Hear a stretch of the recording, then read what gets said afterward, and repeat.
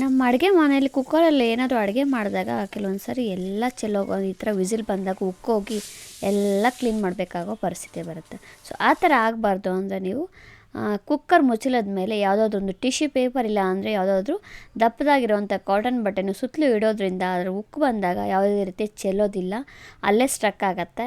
ನೀವು ಮತ್ತೆ ಕ್ಲೀನ್ ಮಾಡೋ ಅವಶ್ಯಕತೆಯೂ ಇಲ್ಲ, ಆರಾಮ್ಸೆ ನೀವು ಬೇರೆ ಕೆಲಸ ಮಾಡ್ಕೋಬೋದು. ನೆಕ್ಸ್ಟ್ ಟೈಮ್ ನೀವು ಅಡುಗೆ ಮಾಡಿದಾಗ ಕುಕ್ಕರಲ್ಲಿ ಈ ಥರ ಲೀಕ್ ಆಗ್ತಿದೆ ಅಂದರೆ ಈ ಟಿಪ್ಸ್ನ ನೀವು ಟ್ರೈ ಮಾಡಿ ನೋಡಿ, ಸೂಪರಾಗಿ ವರ್ಕ್ ಆಗುತ್ತೆ. ಇಷ್ಟ ಆಗಿದ್ದರೆ ಒಂದೇ ಒಂದು ಲೈಕ್ ಕೊಡಿ.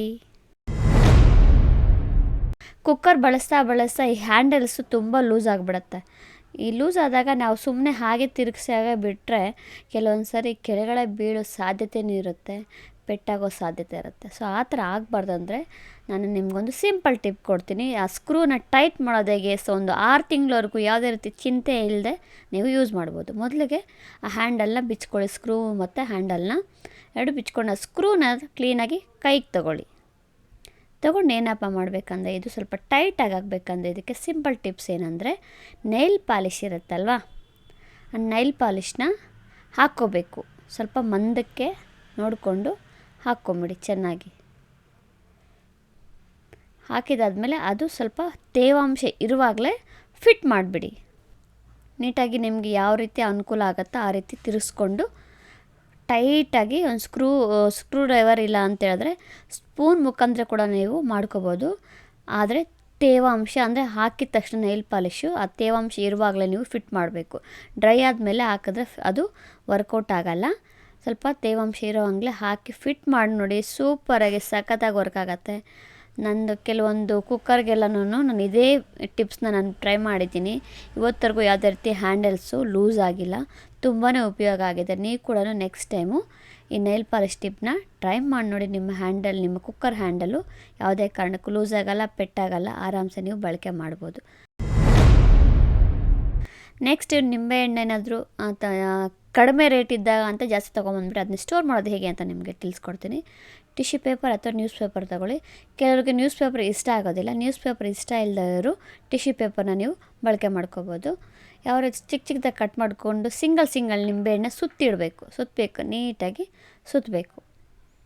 ಇದನ್ನು ಬೇಕಾದರೆ ಹಾಗೆ ಕವರಲ್ಲಿಟ್ಟು ನೀವು ಫ್ರಿಜ್ಜಲ್ಲಿ ಸ್ಟೋರ್ ಮಾಡ್ಬೋದು. ಇಲ್ಲ ಅಂದರೆ ನಿಮ್ಗೆ ಇನ್ನೊಂದು ಮೆಥಡ್ ಹೇಳ್ಕೊಡ್ತೀನಿ. ನೀಟಾಗಿ ಮೊದಲಿಗೆಲ್ಲ ಸುತ್ಕೋಬೇಕು ನಿಂಬೆಹಣ್ಣನ್ನು. ನಾನಿಲ್ಲಿ ಟಿಶ್ಯೂ ಪೇಪರಲ್ಲೂ ತೋರಿಸ್ದೆ, ನ್ಯೂಸ್ ಪೇಪರಲ್ಲೂ ತೋರಿಸಿದ್ದೀನಿ ನಿಮಗೆ. ಸೊ ಎಲ್ಲ ಸುತ್ತಿದ್ದಾಯ್ತು. ಈಗ ನೋಡಿ ನಾನಿಲ್ಲಿ ಕವರಲ್ಲಿ ಹಾಕಿ ಇಟ್ಟು ತೋರಿಸ್ತಾ ಇದ್ದೀನಿ. ನೀಟಾಗಿ ಹ್ಯಾಂಡ್ ಕವರ್ ಇದ್ದರೆ ಗಂಟು ಹಾಕ್ಬಿಡಿ. ಇಲ್ಲಿ ನಂದು ಜಿಪ್ ಲಾಕ್ ಇರೋದ್ರಿಂದ ಜಿಪ್ ಲಾಕ್ ಮಾಡಿದ್ದೀನಿ. ಹೀಗೆ ತೊಗೊಂಡೋಗಿ ಫ್ರಿಜ್ಜಲ್ಲಿ ಇಡ್ಬೋದು. ಈ ಥರ ಮಾಡೋದ್ರಿಂದ ನಿಂಬೆಹಣ್ಣು ಹಾಳಾಗಲ್ಲ, ತುಂಬ ದಿನಗಳ ಕಾಲ ಫ್ರೆಶ್ ಆಗಿರುತ್ತೆ. ಅದೇ ಥರ ಗಾಜಿನ ಬೌಲ್ ಇದೆಯಲ್ಲ, ಗಾಜಿನ ಬೌಲಲ್ಲಿ ಹಾಕಿಡೋದ್ರಿಂದ ನಿಂಬೆಹಣ್ಣು ಹಾಳಾಗೋದಿಲ್ಲ, ತುಂಬ ದಿನಗಳ ಕಾಲ ಬಳಕೆ ಆಗುತ್ತೆ. ಅದನ್ನು ನ್ಯೂಸ್ ಪೇಪರಲ್ಲಿ ಟಿಶ್ಯೂ ಪೇಪರಲ್ಲಿ ನೀಟಾಗಿ ಸುತ್ತಿ ಇಡ್ಬೋದು. ಇಲ್ಲಾಂದರೆ ಕೆಳಭಾಗದಲ್ಲಿ ಒಂದು ಟಿಶ್ಯೂ ಪೇಪರ್ ಇಲ್ಲ ನ್ಯೂಸ್ ಪೇಪರ್ ಹಾಕಿ ಇಡೋದ್ರಿಂದ ಕೂಡ ಹಾಳಾಗೋದಿಲ್ಲ. ಫ್ರೆಶ್ಶಾಗಿ ನಾವು ಹೆಂಗೆ ತಂದಿರ್ತೀವಿ ಹಾಗೆ ಒಂದು 10ರಿಂದ 15 ದಿನಗಳ ಕಾಲ ಫ್ರೆಶ್ ಆಗಿರುತ್ತೆ. ಅದು ಫ್ರಿಜ್ಜಲ್ಲಿ ಇಡಬೇಕು, ಹೊರಗಡೆ ಇಡೋ ಹಾಗಿಲ್ಲ. ಫ್ರಿಜ್ಜಲ್ಲಿ ಇಟ್ಟು ನೋಡಿ, ಸೂಪರಾಗಿ ವರ್ಕ್ ಆಗುತ್ತೆ. ನಮ್ಮ ಮಗ ಬಾಯಿ ತೋರಿಸ್ತಾ ಇದ್ದೀನಿ ಅಂದ್ಕೊಬೇಡಿ. ಏನಂದರೆ ಮಕ್ಕಳಿಗೆ ಅಂದರೆ ಏನಾದರೂ ಆಟ ಆಡೋಕ್ಕೆ ಹೋದಾಗ ಈ ಬಾಯಿ ಹತ್ರ ಇರೋವಂಥ ಭಾಗನ ಏನಾದ್ರು ತಗಲಿಸ್ಕೊಂಡ್ರು ಅಂದ್ಕೊಳ್ಳಿ, ಅಲ್ಲಿಗೆ ತಗಲ್ದಾಗ ರಕ್ತ ಬರ್ಬೋದು. ನಾಲಿಗೆ ಈ ಸ್ಕಿನ್ ಒಳಗಡೆ ಇರೋಂಥ ಸ್ಕಿನ್ ತಗಲ್ದಾಗ ರಕ್ತ ಬಂದ್ಬಿಡುತ್ತೆ. ಆಗ ಏನಪ್ಪ ಅಂದರೆ ಇಮಿಡಿಯೇಟ್ಲಿ ಸಕ್ಕರೆ ಹಾಕಬೇಕು. ಸಕ್ಕರೆ ಹಾಕೋದ್ರಿಂದ ರಕ್ತ ಬರೋದು ತಡೆಯುತ್ತೆ. ಆಗ ಯಾವುದೇ ರೀತಿ ರಕ್ತ ಫ್ಲೋ ಆಗೋಲ್ಲ. ಬೇಕಾದ್ರೆ ಟ್ರೈ ಮಾಡಿ ನೋಡಿ, ಸೂಪರಾಗಿ ವರ್ಕ್ ಆಗುತ್ತೆ. ಇದು ನಾನು ಸ್ವಂತ ಹೇಳಿರೋದು ಅಂತಲ್ಲ, ಇಲ್ಲಿ ಯಾರೋ ದೊಡ್ಡವರು ಹೇಳಿದ್ದಕ್ಕೆ ನಾನು ಇದನ್ನ ಟ್ರೈ ಮಾಡಿ ನೋಡಿದೆ. 2-3 ಸಲ ನನ್ನ ಮಗನಿಗೆ ಪೆಟ್ಟಾಗಿರೋದ್ರಿಂದ ನಾನು ಟ್ರೈ ಮಾಡೋದಕ್ಕೆ ತುಂಬ ಚೆನ್ನಾಗಿ ವರ್ಕೌಟ್ ಆಗಿದೆ. ನೀವು ಕೂಡ ಮಕ್ಕಳಿಗೆ ಏನಾದರೂ ಈ ಥರ ಬಾಯಿ ಹತ್ರ ಏನಾದರೂ ರಕ್ತ ಬರ್ತಾ ಇದೆ, ಪೆಟ್ಟಾಯಿತು ಅಂತ ಹೇಳಿದ್ರೆ ಇಮಿಡಿಯೇಟ್ಲಿ ಸಕ್ಕರೆ ಹಾಕಿ ಆಮೇಲೆ ಏನಿದೆಯೋ ನೀವು ಹಾಸ್ಪಿಟ್ಲಿಗೆ ಕರ್ಕೊಂಡೋಗಿ. ಈಗ ನೆಕ್ಸ್ಟ್ ಟಿಪ್ ನೋಡೋಣ.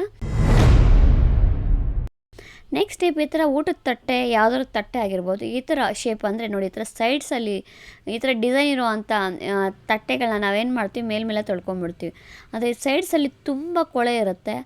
ಅದನ್ನು ಹೆಂಗೆ ಕ್ಲೀನ್ ಮಾಡೋದಂದರೆ ಈ ಥರ ಸೀಸರು ಇಲ್ಲ ಚಾಕುವಿಂದ ನೀರು ಆಗಾಗ ಕ್ಲೀನ್ ಮಾಡ್ಕೋಬೇಕು. ನಾವು ಮೇಲೆ ಮೇಲೆ ತೊಳ್ಕೊಂಡ್ಬಿಡ್ತೀವಿ, ಆದರೆ ಒಳಗಡೆ ಹೋಗಿ ಆ ಕೊಳೆ ಎಲ್ಲ ತುಂಬ್ಕೊಂಡಿರುತ್ತೆ, ಹಾಗೇ ಬಳಸ್ತಾ ಇರ್ತೀವಿ. ಅದರಿಂದ ನಮಗೆ ನಮ್ಮ ಹೆಲ್ತ್ ಇಶ್ಯೂಸ್ ಆಗಿಬಿಡತ್ತೆ. ಆದ್ದರಿಂದ ಆಗಾಗ ಈ ಥರ ಕ್ಲೀನ್ ಮಾಡ್ಕೊಬೇಡಿ. ಇದೆ ಅಂತೇಳಿದ್ರೆ ಏನು ಮಾಡೋಕ್ಕಾಗಲ್ಲ, ಕ್ಲೀನ್ ಮಾಡ್ಕೋಬೇಕು. ನೆಕ್ಸ್ಟ್ ಟೈಮ್ ಹೊಸ್ದಾಗಿ ತೊಗೊಳ್ಳೋವಾಗ ಈ ಥರ ಡಿಸೈನ್ ಇರೋದು ತೊಗೊಳಕ್ಕೆ ಹೋಗಬೇಡಿ. ತೋರಿಸ್ತೀನಿ ನಿಮಗೆ ಎಷ್ಟು ಕೊಳೆ ಇದೆ ಅಂತ. ಸೈಡಲ್ಲಿ ಹಾಗೆ ಹೋಗಿ ಕುತ್ಕೊಂಡ್ಬಿಟ್ಟಿರುತ್ತೆ, ಅದು ನಮಗೆ ಕಣ್ಣಿಗೆ ಕಾಣಲ್ಲ, ಆದರೂ ಕೂಡ ಕೊಳೆ ಇದ್ದೇ ಇರುತ್ತೆ, ಒಳಗಡೆ ಹೋಗಿ ಸೇರಿಕೊಂಡಿರುತ್ತೆ. ನೋಡಿ ತೋರಿಸ್ತೀನಿ ನಿಮಗೆ, ಬಟ್ಟೆಲಿ ಒರೆಸಿ ತೋರಿಸ್ತೀನಿ ಎಷ್ಟು ಕೊಳೆ ಬರುತ್ತೆ ಅಂತ ಹೇಳಿದ್ರೆ ನಮಗೆ ಆಶ್ಚರ್ಯ ಆಗುತ್ತೆ. ಇಷ್ಟು ನಾವು ದಿನ ಕ್ಲೀನ್ ಮಾಡಿ ಕೂಡ ಇಷ್ಟು ಗಲೀಜಿತ್ತ ಅಂತ ಅನಿಸುತ್ತೆ. ನನಗೆ ಆಶ್ಚರ್ಯ ಆಗ್ತಾಯಿತ್ತು.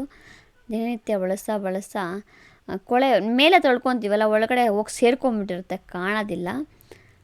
ತುಂಬ ಕೊಳೆ ಇತ್ತು, ತೆಗ್ದಿದ್ದೀನಿ, ಕ್ಲೀನ್ ಮಾಡಿದ್ದೀನಿ. ಸೊ ನೀವು ಕೂಡ ಈ ಥರ ಪ್ಲೇಟ್ಸ್ ಇದ್ದರೆ ಈ ಮೆಥಡ್ನ ನೀವು ಟ್ರೈ ಮಾಡಿ ನೀಟ್ ಮಾಡ್ಕೊಳ್ಳಿ. ಯಾವುದೇ ರೀತಿ ನಾವು ಹೊಟ್ಟೆಗೆ ಹಾಕುವಂಥ ಪದಾರ್ಥಗಳನ್ನ ನಾವು ಪ್ಲೇಟಲ್ಲಿ ಹಾಕಿ ತಿಂತಾ ಇರ್ತೀವಿ, ಅದರಿಂದ ನಮ್ಮ ಆರೋಗ್ಯ ಹಾಳು ಮಾಡ್ಕೊಳ್ಳೋದು ಬೇಡ. ಈ ಥರ ಕ್ಲೀನ್ ಮಾಡ್ಕೊಂಬಿಟ್ರೆ ಒಂದು 15 ಡೇಸ್ ಒನ್ಸ್ ಕ್ಲೀನ್ ಮಾಡ್ಕೊಂಬಿಟ್ರೆ ನೀಟಾಗಿ ಮೇಂಟೈನ್ ಆಗುತ್ತೆ. ಸೊ ಸ್ನೇಹಿತರೆ, ನೋಡಿದ್ರಲ್ಲ ಇವತ್ತಿನ ಈ ಟಿಪ್ಸು ಇಷ್ಟ ಆಗಿದೆ ಅನ್ಕೋತೀನಿ. ಯಾವ ಟಿಪ್ ಇಷ್ಟ ಆಯ್ತು ಅಂತ ಕಮೆಂಟ್ ಬಾಕ್ಸಲ್ಲಿ ಕಮೆಂಟ್ ಕೊಡೋದು ಮಾತ್ರ ಮರಬೇಡಿ. ಹಾಗೆಯೇ ಒಂದೇ ಒಂದು ಲೈಕ್ ಕೊಡಿ. ನೀವು ಲೈಕ್ ಕೊಡೋದ್ರಿಂದ ತುಂಬ ಜನಕ್ಕೆ ಶೇರ್ ಆಗುತ್ತೆ. ಹಾಗೆ ನನ್ನ ಯೂಟ್ಯೂಬ್ ಚಾನಲ್ ಸಬ್ಸ್ಕ್ರೈಬ್ ಮಾಡ್ಕೊಳ್ಳೋ ಜೊತೆಗೆ ನನ್ನ ಫೇಸ್ಬುಕ್ ಪೇಜ್ನ ಫಾಲೋ ಮಾಡಿ. ನನ್ನ ವೀಡಿಯೋಸ್ ಎಲ್ಲ ನಿಮಗೆ ಇಷ್ಟ ಇದೆ, ನಿಮ್ಮ ಸ್ನೇಹಿತರೊಂದಿಗೆ ನಿಮ್ಮ ಫ್ಯಾಮಿಲಿ ಮೆಂಬರ್ಸೊಂದಿಗೆ ಶೇರ್ ಮಾಡೋದು ಮಾತ್ರ ಮರಬೇಡಿ. Thank you very much.